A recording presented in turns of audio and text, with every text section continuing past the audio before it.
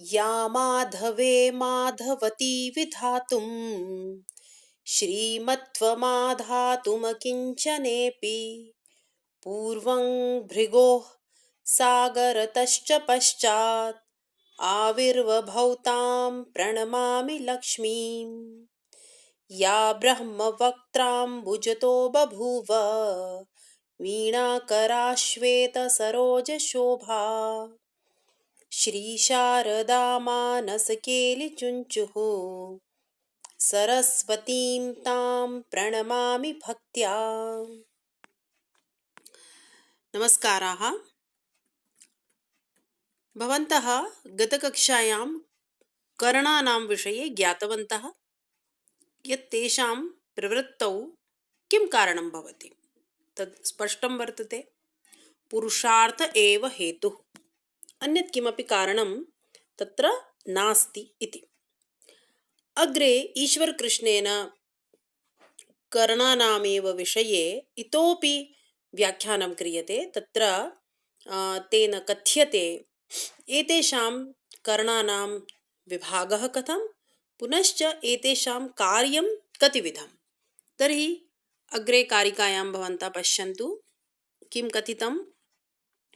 करणं त्रयोदशविधं तदाहरणधारणप्रकाशकरं कार्यं च तस्य दशधा आहार्यं धार्यं प्रकाश्यं च। त्रयोदशविधं करणं पूर्वं अस्माभिः ज्ञातं चतुर्धा अपि विभागः एतेषां कृतः आसीत्। तर्हि तत्रापि मया एतत् स्पष्टीकृतम् आसीत् यत् कथं त्रयोदशविधत्वं भवति, कथं च चतुर्विधत्वं भवति।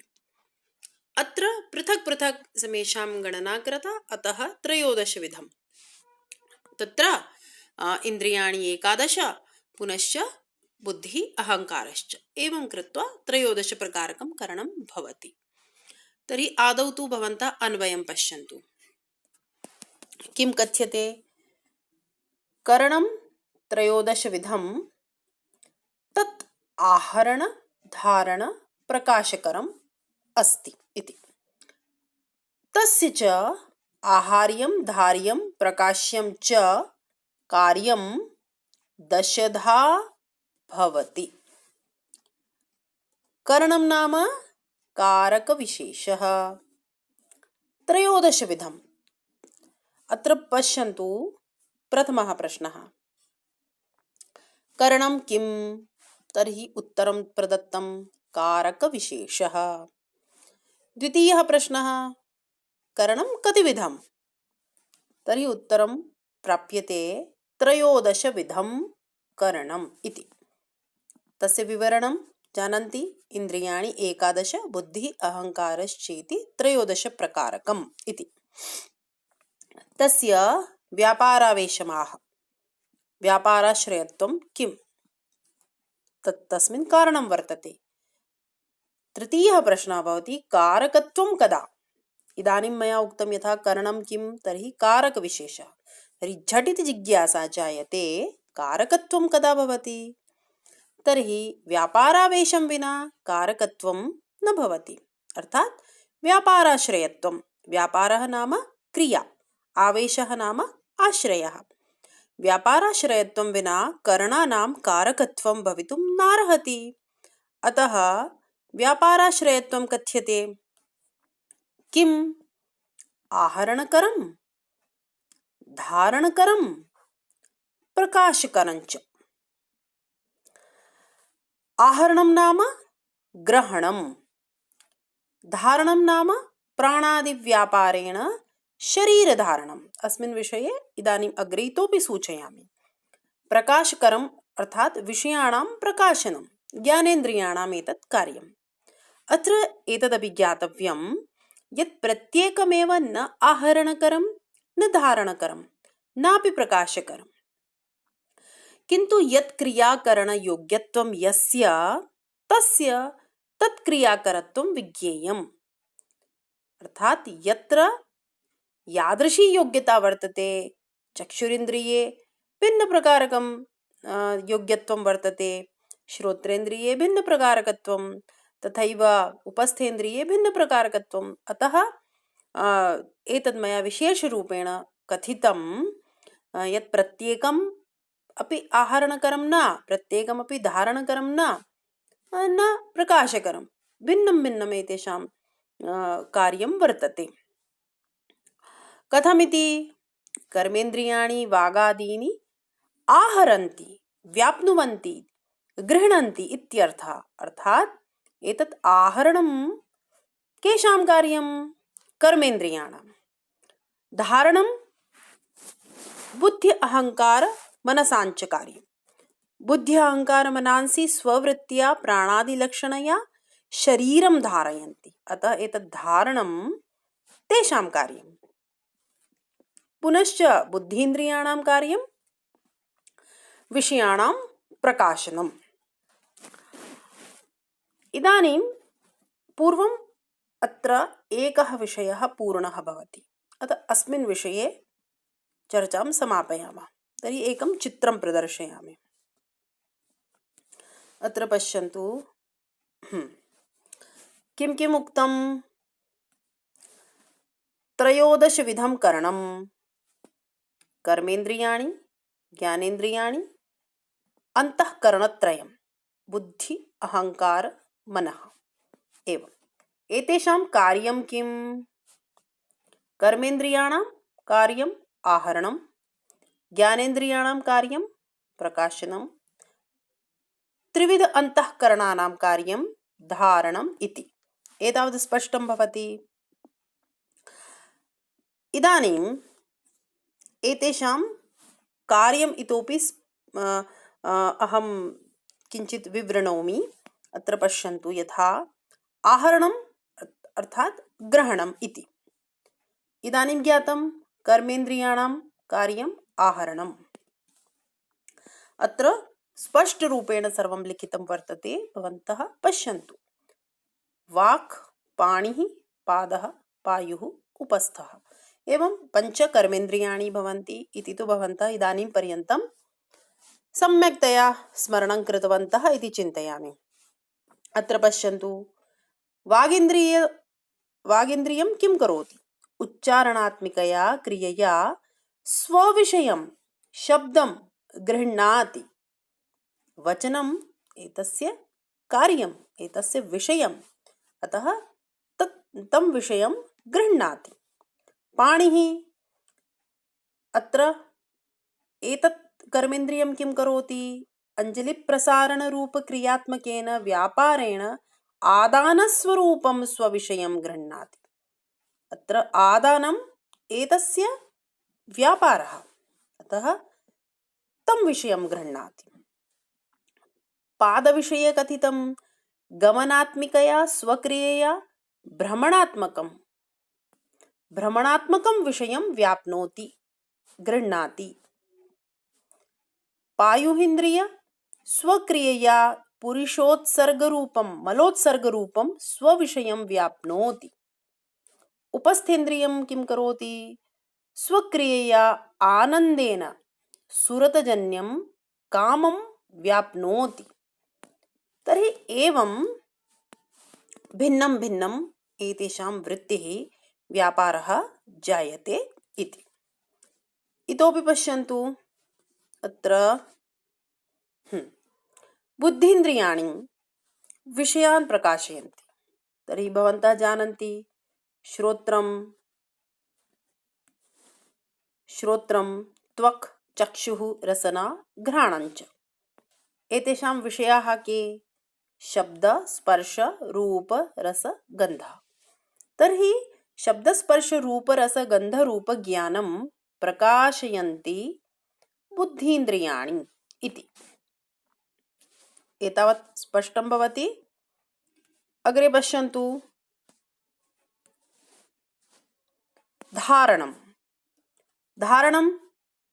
कस्य कार्यं? त्रिविध अंतःकरणस्य बुद्धि अहंकार मनांसि प्राण अपान व्यान समान उदान रूप जीवन वृत्त्या शरीर रूपं स्वविषयं धारयन्ति। शरीरस्य मृत्युकाल यावत् धारणम् अनेन सम्भवति इति अत्र स्पष्टीकृतम्। इदानीम् अग्रे विषयं पश्यामः। अग्रे किं कथितं? तस्य कस्य त्रयोदशविधस्य करणस्य आहार्यं धार्यं प्रकाश्यं च कार्यं दशधा भवति। एतत् विशेषरूपेण जानन्तु। पुनः जिज्ञासा, त्रयोदशविधस्य करणस्य कार्यं कतिविधं भवति इति। तस्य उत्तरं दीयते। दशधा भवति। प्रत्येकं दशविधं। कथं? दिव्यादिव्यतया, लौकिकालौकिकभेदेन। दिव्याः अर्थात् अलौकिकाः। दिवि वर्तमानानां देवादीनां भोग्याः विषयाः कथं भवन्ति? दिव्याः। ये अस्मिन् लोके न भवन्ति, पृथ्वीलोके न भवन्ति, अपि तु दिव्यलोकेषु भवन्ति। अतः तेषां ये भोग्याः विषयाः भवन्ति देवादीनां, ते विषयाः अपि दिव्याः भवन्ति। किन्तु अस्मदादीनां च भोग्याः वचनादिविषयाः कथं भवन्ति? अदिव्याः, लौकिकाः। एवं मिलित्वा दशविधाः भवन्ति इति। इतोपि अत्र किञ्चित् वच्मि, तेन भवतां स्पष्टता स्यात्। यथा पश्यन्तु, इदानीं मया सूचितं बुद्धि अहङ्कार मनांसि प्राणापानव्यानसमान उदानरूपजीवनवृत्त्या शरीररूपं स्वविषयं धारयन्ति। अत्र कथं दशविधत्वं सम्भवति? तर्हि पश्यन्तु, पाञ्चभौतिकं शरीरं भवति। पृथिव्याः प्राधान्यं अत्र भवति अस्मदादीनां शरीरे, अतः पार्थिवशरीरम् इति वयं कथयामः। किन्तु अत्र पञ्चानामपि भूतानां सङ्ग्रहो बोध्यः। किमर्थं? तत्र शब्दस्पर्शादयः पञ्चगुणाः भवन्ति। इतोपि स्पष्टं करोमि। कथं? यथा पार्थिवं शरीरं मनुष्याणां, पशुपक्षिप्रभृतीनां च भवति। किन्तु वरुण आदित्य वायुलोकनिवासिनां च जीवानां तु जलीयादिशरीराणि अपि भवन्ति इति बोध्यम्। यस्मिन् शरीरे यस्य तत्त्वस्य प्राधान्यं भवति तत् शरीरं तद्भूतविनिर्मितम् एव उच्यते। अर्थात् अस्माकं शरीरे पृथ्वीतत्त्वम् अधिकं वर्तते, अतः पार्थिवशरीरम् इति वयं वदामः। किन्तु सर्वत्र शब्दादितन्मात्राणां समूहः भवति, अतः शब्दस्पर्शरूपरसगन्धादयः विषयाः सर्वत्र समाविशन्ति। अत्र शब्दादीनां च दिव्यादिव्यभेदेन द्वैविध्यात् धार्यं शरीरं दशविधं भवति। दिव्यादिव्यभेदेन द्वैविध्यं भवति, तेन धार्यं शरीरं कथं भवति? दशविधं भवति। चित्रे पश्यन्तु, तेन स्पष्टता स्यात्। अत्र यथा मया सूचितं, अत्र पश्यन्तु, यथा मया उक्तम्, अस्माकं शरीरे यद्यपि पृथ्वीतत्त्वस्य प्राधान्यं, तथापि तत्र आकाशमपि वर्तते, वायुरपि वर्तते, पुनः जलतत्त्वम्, अग्नितत्त्वं, पृथ्वीतत्त्वं च। अत्र शब्दस्पर्शादयः पञ्चगुणाः भवन्ति, यतोहि पञ्चतन्मात्रेभ्यः एव पञ्चभूतानां सृष्टिः जायते इति भवन्तः तत्त्वमीमांसा व्याख्यानसन्दर्भे ज्ञातवन्तः। अत्र दिव्यादिव्यभेदं कुर्वन्तु। दिव्यम् अदिव्यं, दिव्यम् अदिव्यं, दिव्यम् अदिव्यं, दिव्यम् अदिव्यं, दिव्यम् अदिव्यं। दिव्यं नाम अलौकिकम्, अदिव्यं नाम लौकिकम्। तर्हि अत्र पश्यन्तु, कति भेदाः अभवन्? दशभेदाः दृश्यन्ते। 1 2 3 4 पंच षड सप्त अष्ट नव 10 एवं 10 भेदाः भवन्। अतः वयं वक्तुं शक्नुमः दिव्यादिव्यभेदेन द्वैविध्यात् धार्यं शरीरं 10 विधं भवति। धारणं ज्ञातवन्तः मृत्युकालं यावत् यथा इदं शरीरं निरोगम् आदिव्याधिविनिर्मुक्तं सन्तिष्ठेत् तथा रक्षयन्ति के बुद्धि अहङ्कारः मनश्च। अतः एते किं कुर्वन्ति? शरीरं धारयन्ति। यदि एते प्रवृत्ताः न भवेयुः तर्हि शरीरस्य स्थितिर्न भवेत् इति अत्र भवद्भिः ज्ञातव्यम्। तथैव अत्र पश्यन्तु, बुद्धीन्द्रियाणि एतेषां विषयान् भवन्तः ज्ञातवन्तः। अत्रापि दिव्यादिव्यभेदेन भवन्तः 10 विधत्वं द्रष्टुं शक्नुवन्ति। इदानीं स्पष्टता स्यात्, अतः पुनः पुनः न लिखामि। पुनः अत्र पश्यन्तु, धारणम् अभवत्, प्रकाशनम् अभवत्, आहरणम्। अत्रापि एते विषयाः अपि तथैव द्विविधं भवन्ति। पुनश्च अत्र द्विविधा भूत्वा अत्रापि भवन्तः दिव्यादिव्यभेदेन 10 विधं कथं कार्यं सम्भवति इति द्रष्टुं शक्नुवन्ति। तर्हि प्रत्येकमपि 10 विधम् इति भवद्भिः ज्ञातं स्यात् इति अहं चिन्तयामि। अत्र अस्यां कारिकायां बहवः विषयाः आसन्, भवद्भिः श्रुताः ज्ञाताः च इति अहं चिन्तयामि। हिंदीभाषायां संक्षेपेण एकदा पुनः वच्मि। इस कारिका में जो विषय कहे हैं, करणं 13 विधम्, तद आहरण धारण प्रकाशकरं कार्यं च तस्य 10 आहार्यं धार्यं प्रकाश्यं च। करणों की संख्या बताई और उनके कार्यों का जो 10 विधत्व है वह कैसे होता है, इस विषय पर प्रकाश डाला गया। तो सबसे पहले आप क्या समझे कि करण क्या है? करण कारक विशेष है। कर्ण कितने प्रकार के हैं? 13 विधम्, 11 इंद्रियां और बुद्धि तथा अहंकार, या इसको हम ऐसे कहें 5 ज्ञानेंद्रियां, 5 कर्मेंद्रियां और मन, बुद्धि तथा अहंकार, इस तरह से, क्योंकि वो अंतःकरण है। उसके पश्चात इन 13 प्रकार के करणों का जो कार्य है वह कहा, क्योंकि करण कारक विशेष है तो उसका कोई न कोई व्यापार आश्रय होगा, कोई क्रिया उसके द्वारा संपन्न की जाएगी। उस क्रिया का उल्लेख किया, आहरण, धारण और प्रकाशन। अब ये आपको पूर्णतः स्पष्ट होना चाहिए। आहरण किसका कार्य है? कर्मेंद्रियों का।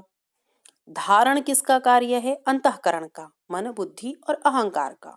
और प्रकाशन किसका कार्य है? ज्ञानेंद्रियों का। यह तथ्य पूर्णतः स्पष्ट हो और हमेशा स्मरण रहे। धारण रूप व्यापार बुद्धि, अहंकार और मन का धर्म है।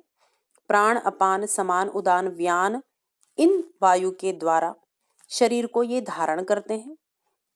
मृत्यु पर्यंत शरीर की जो स्थिति होती है वह इसी कारण होती है। प्रकाशन का जो कार्य है वह पंच ज्ञानेंद्रियों का है। श्रोत्र, चक्षु, त्वग इत्यादि जो इंद्रियां हैं वे शब्द, स्पर्श, रूप, रस, गंध इत्यादि विषयों का प्रकाशन करती हैं। और कर्मेंद्रियां वाक, पाणि, पाद, पायु, उपस्थ विषय का आहरण करती हैं। तो जब विषय का बोध होता है तब कर्मेंद्रियां उस विषय को प्राप्त करती है। यह प्राप्ति किसी भी कर्मेंद्रिय के द्वारा होती है। और बुद्धि, मन तथा अहंकार अपने अपने असाधारण व्यापार को करते हैं, अर्थात बुद्धि अध्यवसाय को, संकल्प मन के द्वारा और अभिमान वृत्ति अहंकार के द्वारा। इस तरह से ये तीनों मिलकर प्राण आदि को धारण करते हैं। तो इस तरह से ये सभी 13 करण मिलकर जो समस्त कार्य हैं उनका संपादन करते हैं। अब आपने एक और विषय जाना कि इनका कार्य दशधा होता है, 10 प्रकार का होता है। तो इसे मैंने स्पष्ट किया कि यह जो सारे कार्य होते हैं, जो विषय होते हैं, ये दिव्य और अदिव्य अर्थात देवताओं के द्वारा जो भोग्य विषय होंगे वे दिव्य हो गए, और जो मानव आदि के द्वारा इस पृथ्वी लोक में भोग्य विषय हैं वे अदिव्य या लौकिक हो गए। इस तरह से जब हम कहेंगे तो दिव्य और अदिव्य भेद से आहार्य, धार्य और प्रकाश्य ये तीनों कार्य दश विधत्व को प्राप्त करते हैं। इसीलिए कहा दशधा कार्यम भवति एतेषां। तो अब यह आपको स्पष्ट होगा। मैंने आपको चित्र के माध्यम से यह भी स्पष्ट किया कि जो त्रिविध अंतःकरण का व्यापार है, धारणम, वह 10 प्रकार का किस तरह से हुआ, क्योंकि जो प्राण आदि वृत्तियां शरीर को धारण करती हैं, यह शरीर पृथ्वी आदि पंच महाभूतों से बना है, और पंच महाभूतों में पंचतन मात्राओं की स्थिति पंचीकृत रूप में होती है। अंतःकरण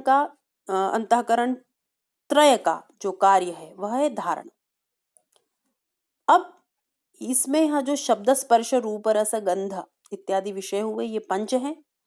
अब इनका भी दिव्य और अदिव्य से जब हम विभाजन कर देते हैं तो यह भी 10 प्रकार का हो जाता है। और यहाँ मैंने एक और विषय भी कहा कि हमारे शरीरों को पार्थिव इसलिए कहा जाता है क्योंकि यहाँ पृथ्वी तत्व का प्राधान्य है, किंतु इसका यह तात्पर्य नहीं है कि इसमें अन्य महाभूत का कोई संयोग नहीं है, वह असंभव है। ऐसे ही कहीं जलीय शरीर हो सकता है, किसी अन्य लोक में अन्य प्रकार का प्राधान्य हो सकता है, किसी तत्व की विशेष प्रधानता हो सकती है, तो उसका नामकरण उस आधार पर होगा, किंतु वहां शब्द स्पर्श रूप रस गंध सबकी उपस्थिति होगी ही। और फिर इसमें दिव्य और अदिव्य का जब हम भेद करते हैं तो वह 10 प्रकार का संभव होता है। इसी तरह से आपने धारण को जैसे देखा वैसा ही आहरण, जो कर्मेंद्रियों के द्वारा किया जाने वाला आहरण है, अर्थात भाषण, ग्रहण, उत्सर्ग, आनंद, आदान इत्यादि, यह सब भी 10 प्रकार का हो जाता है। और बुद्धि इंद्रिय के द्वारा जो शब्द स्पर्श रूप रस गंध विषयों का प्रकाशन है वह भी दिव्य और अदिव्य के भेद से 10 प्रकार का हो जाता है। इसीलिए इस दशधा शब्द को समझना अत्यावश्यक था। इसमें बहुत गूढ़ अर्थ निहित था। यद्यपि कुछ टीकाओं में यह दिव्यादिव्य भेद की कल्पना स्वीकार नहीं की गई है, माठर वृत्ति इत्यादि, किंतु हम जो बहुमत से विद्वानों ने माना है उसी को हम यहाँ पर जान रहे हैं, और वह भी जो है एक विशेष दृष्टि से समीचीन ही प्रतीत होता है। तो मुझे लगता है कि आज आपने बड़े विस्तार से इस कारिका को जाना समझा है। तो आज हम यही कक्षा का समापन करेंगे और कल हम इस विषय को आगे बढ़ाते हैं। सभी को धन्यवाद। शुभ रात्रि।